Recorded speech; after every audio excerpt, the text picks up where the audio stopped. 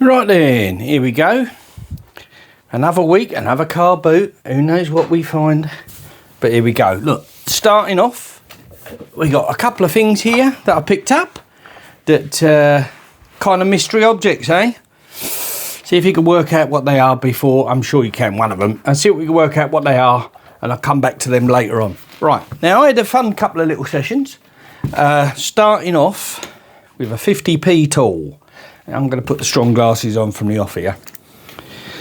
Now, a little pair of tin snips, I suppose. They have got a make on there. What do we got? What do we got? Can't read. Something steel. Buzz steel. Let's see if I can get that. Can you see that okay? Can you freeze and have a look? See what it is? That's one side. That's the other. But I thought it was an odd size and an odd shape.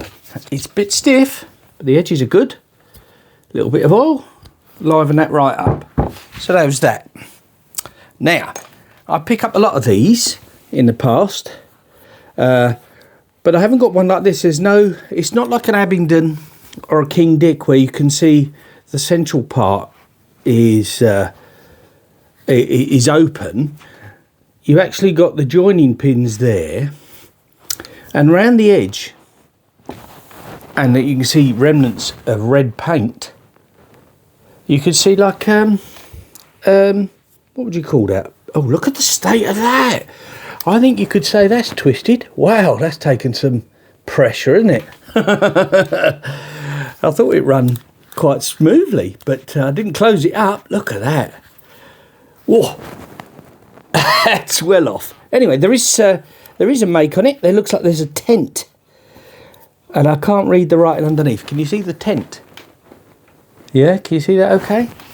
And on this side, it looks like it says Rich Away Sheffield. Anyone know? I don't recognise the marks or the name. That's why I picked this one up. It was next to nothing. Again, I don't go for a lot of money, do I? Oh, while I remember, I did say a couple of videos back that I was going to pick up some a couple of snap-on cabinets. Well, I did pick them up. A base unit and one on top. Exactly the same vintage as the previous one I found. A very sensible price. They do need some cleaning up on the paintwork, but there's no real rust and they're in good condition. So they all display tools perfectly. They were too big to bring in here. They've gone straight to my workshop area, and I'll see if I can pop them on. If anyone's interested, I'll see if I can pop them on at a later date. Now, next thing that I picked up with this for 50p. That's right, this and this was 50p. Now, I don't often pick up the old, what they called F adjustable spanners, but this one clearly says Vauxhall on there. And I haven't got one that says that. So I thought I'd pick that up. Vauxhall, there is something else there, but I can't. British? Yeah, British. Vauxhall. I just like the way that that was squeezed in the top part there. I thought that's fun. So I picked up one of those. Now, lots of bits and bobs, I suppose, starting off with this, I assume is a wallpaper brush. Or wallpaper paste brush. Made in Rugby, it says, but the rest of it has gone. It is Rugby. What hair is that? Probably horsehair. But and this is copper ferrules on that part. Isn't that a lovely old thing? I've got a couple of these. I really like these double ones. What I do with them, I have no idea. But I just like them. I suppose it's a paste brush. There's paint, evidence of paint, whitewash or something like that. I thought that was interesting. And with that, I got this reasonably old wallpaper scraper with the extra tang part on there with a rivet going through to hold it. I thought that was a bit odd. It's had some horrible varnish on there that needs rubbing off. A little bit of oil, a little bit of clean up, not much, and that's as good as new. But I just liked it because it was slightly different. Then I picked up this. Now this is lovely. This, I suppose, is an upholsterer's hammer, strap hammer. I very much doubt if that's the original handle. It looks like a scrap piece of wood that someone's fitted in there. There is some writing on it. Is that way round, or is it? Dixon. Does that make any sense? Dixon? Number 3 Dixon. Isn't that a lovely thing? It's just a lovely thing. Lovely shape. Lovely thing. Dixon. Don't know anything about that. Number 3. Yeah. Isn't that nice? I mean, nice with a decent handle, wouldn't it? So yeah, Dixon hammer. Wonderful. I picked up for £1 an axe. I don't know why I keep picking up axes recently. It's really not my thing, but no name or mark on that, and there's plenty of mud. But for £1 I couldn't ignore it. I know somebody who likes their axes, and I picked up that from. Right, now, I love drill bit stands, and this one come in a job lot. No name on it, unfortunately.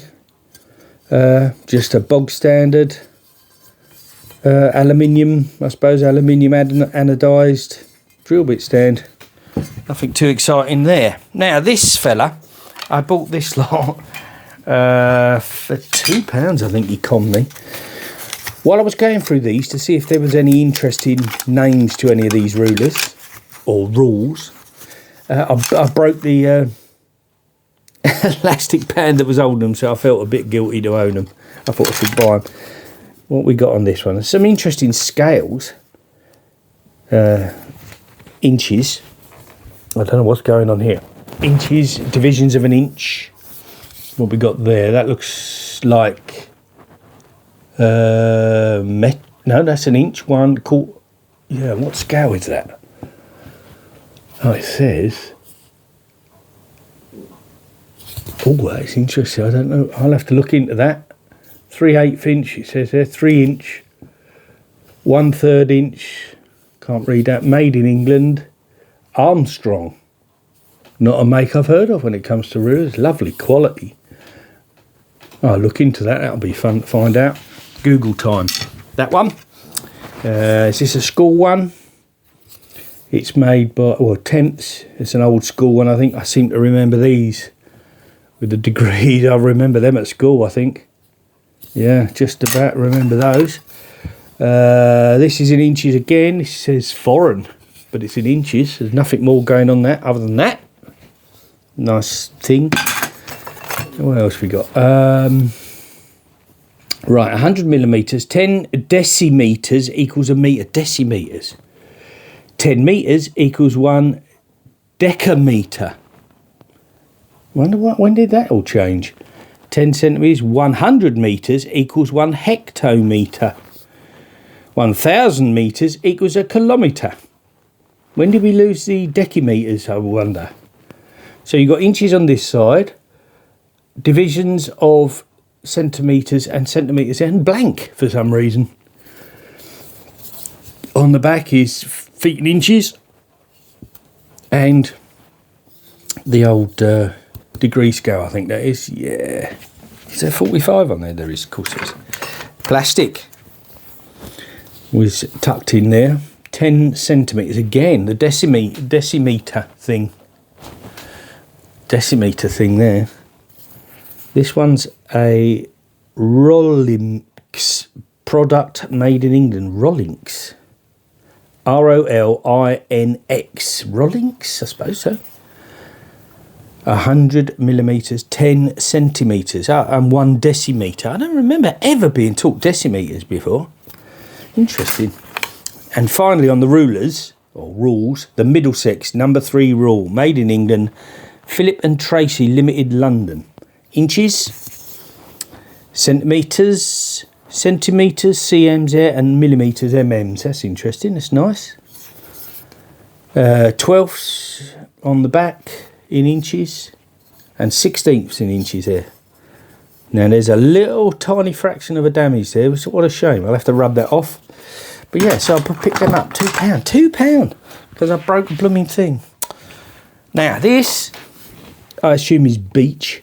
It's one of those plumbers, lead workers tools. Doesn't do a lot. A bit of treen, I suppose. They used them to they'd bang them in the end of pipes, wouldn't they, to round off the ends or flange out the ends of the pipes. So yes, one of those, next to nothing. While we're in the ruler world, I picked up 2 fairly standard rules. This one's a, let's see, lovely font on it. This is a Rabone, boxwood Rabone one. Needs a lot of cleaning up, but will come up nice. And this one isn't. This is even older lettering, but it's a more modern company because the lettering is old, but it's a Draper.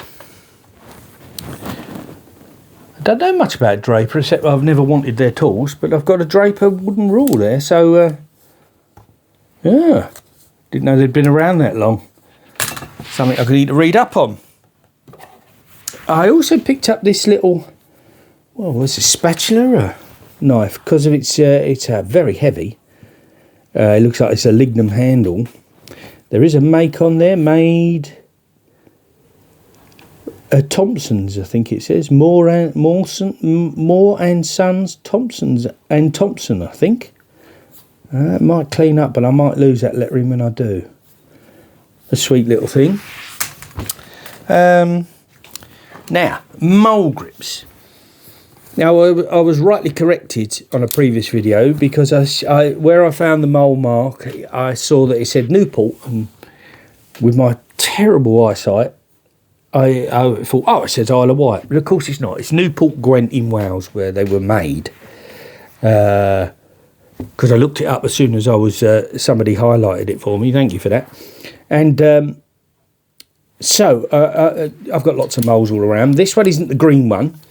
And a little bit more of a confusion is it says Birmingham, England. Now, did the production of mole grips move from Gwent, from Newport in Gwent to Birmingham, or did it go from Birmingham to Gwent? I don't know. But you can see there's a trademark. Somebody's put their mark on it. It's a mole. So, yeah, that little story needs a bit more filling in, I thought. So I picked those up for that reason alone, really. Now, I don't often pick up these because I've got lots. But I couldn't resist this lovely square.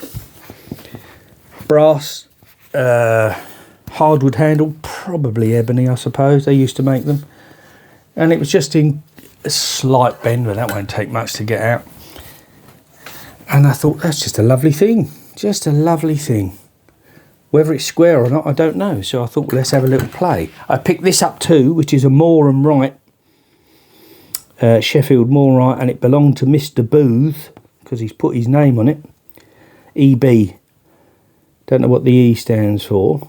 But Moore and Wright. Isn't that small? Very small little thing. So, let's have a little test, eh? Is it or isn't it square? Is there any light going to go through? Well, look at that. It is. Just about. There's a tiny bit of play. Which again, won't take much to get that back in line. There you go. So with that, oh, I can feel some movement there, so yeah. Yeah, look, it's flapping a little. Can you see that? Have I held it too high? It's fractionally out, but we can work on that easy enough. But it's just a nice thing, and a nice little square, that little one. I really like that, little things like that. Now, back to the mystery objects, because I'm nearly done now. This one, I'm sure you're all going to know what that is. I'm going to put on my bend over gloves, because it's filthy. It's absolutely filthy in there, and I haven't had a really close look purely because it is so filthy. So it's not a brittle, which usually has an impressed brittle mark around the top there, but it's complete. Now, what does it say on any of these? What do we got? What have we here? There is writing on it. Can't blooming read it. Oh, it's worn. It's had some life, this one. It's not just sat in a box forever. It's slightly different. They're old. They got some age to them, these. What's that in here? That's a strange socket. 1, 2, 3, 4, 5, 6 sides on it. And it's a Whitworth. You see the width? Something, yeah, it's a Whitworth, but no make that I can see. I'll just check these last two in case there's something on there. No, I think I've just saved this lot in time. Any further more rust, then that would be too far gone. I think, yeah, Whitworth, W-H-I-T, Whit, and that's all we have, I think. One of those horrible flexy boxes. They do seem to flex and break. Pretty rubbish. That's a 3/18 Whitworth. 3/18. Strange measurement. Anything on the handle? Have a little look on there.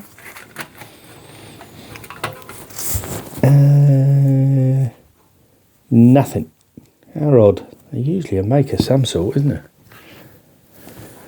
A little bit more investigation. No ball at the top there. It's just pinched out steel. And on the bottom. Oh, and there is a ball on the bottom. Is there a ball on the top? And there's a ball on the top there, look. So, yeah. But no maker's mark. So, a little bit more research. So, there you go. 1, 2, 3, 4, 5. 6-piece socket set was the first mystery item.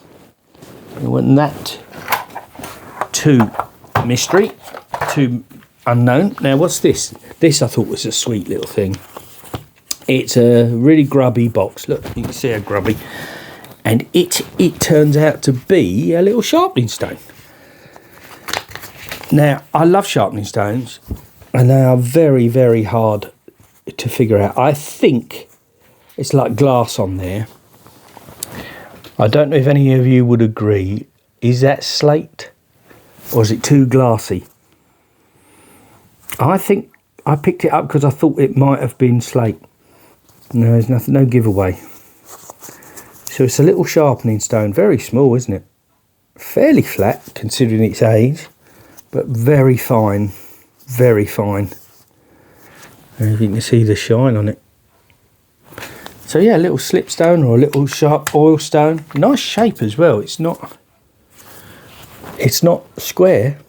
It's slightly tapered on both sides.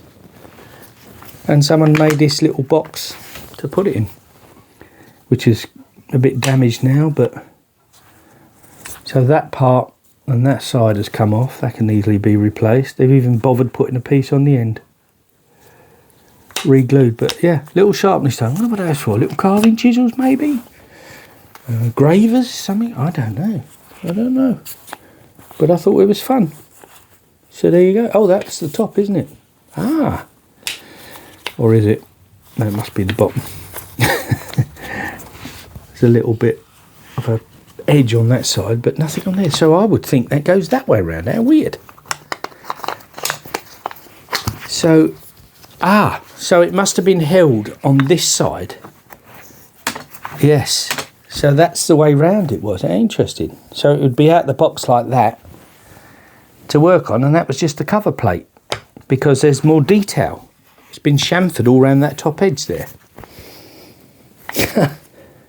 No idea what wood it is. Probably oak. Yeah, oak, I think, or ash, maybe.